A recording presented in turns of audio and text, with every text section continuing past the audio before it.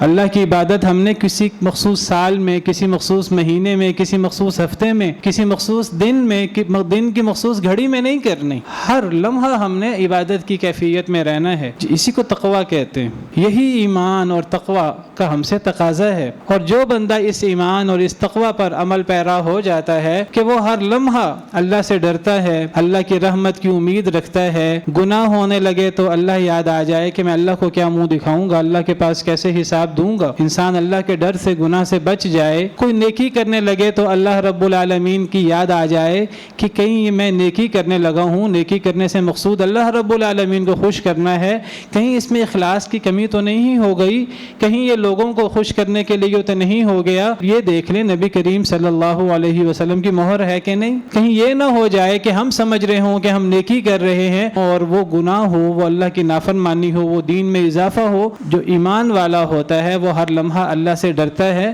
کیونکہ وہ ہر لمحہ اللہ کا پابند ہے اور اللہ کا عبادت گزار ہے۔